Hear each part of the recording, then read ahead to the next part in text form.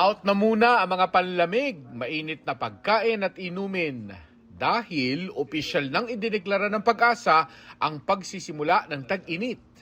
Generally ay nagtapos na ang Northeast Monsoon Season. So, hudyat na ito na start na ang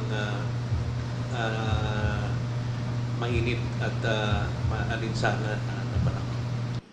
Ang TNVS driver na ito, banas agad ang bungad dahil nag-overheat ang kanyang sasakyan sa init ng panahon. Kapag tag-init, mas magastos din daw sa gasolina dahil todo ang aircon. Kasi yung iba nagrereklamo na, kuya palakas na naman po yung aircon. Ganun po. Kasi pag naggagas po ako ng 800, minsan 7 hours lang na siya. Una uubos po eh. Kasi yung init po, yung ng aircon, todo po. May hugot din ang mga nakatopless at sandong rider na ito na inabutan naming nakasilong sa ilalim ng puno kanina. Abala raw sa kanilang hanap buhay ang init. Mahirap na ma-stroke may stroke sa init. Pero wala pa tayo sa exciting part dahil sabi ng Pag-asa sa Abril pa ang peak ng tag-init hanggang Mayo.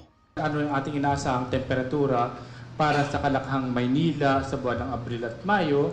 Sa April 2026, yung ating pong forecast ranges for maximum temperature are 35 to 39 degrees Celsius sa buwan ng Abril.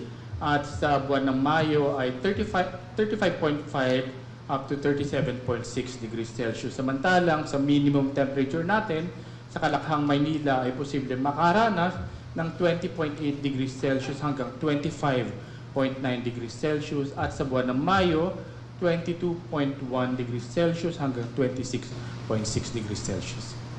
Pero mas nakapapaso pa sa Hilagang Luzon.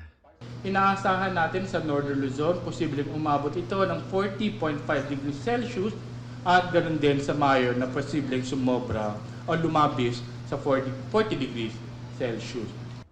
Pero kung ang ilan, negatibo ang hugot sa pag-alis ng amihan at pagsisimula ng tag-init, si Richard na mamang sorbitero from Cavite, pabor sa ganitong panahon syempre. Tagtuyot daw siya sa ibang season bilang mangingisda sa Naik, Cavite. Hataw naman sa Maynila kapag tag-init. Minsan kumikita ng 500, 600. Kada araw? Kada araw po. Ito pa nakakaraos din sa pagkain. Sa maraming street dweller ngayon sa Nia Road matapos masunugan, mas seryoso naman ang banta ng tag-init. Para raw kasi silang niluluto sa bangketa. Walang akses sa gripo at mahal ang makiigib. Sa tubig ko sa isang araw, budget 36. 36 pesos? 36 pesos. Ay pagka summer, mas malaki. Magkano ang tubig Nasa mo? 60. 60 a day. A day. Masakit ba 60 a day? Masakit siyempre lalo pag wala kang pang-igib. Natataon po talaga na walang-wala. Tsaga na lang, isang araw, wala muna ligo.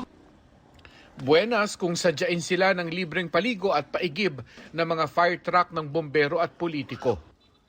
Para sa GMA Integrated News, Mark Salazar, nakatutok 24 oras.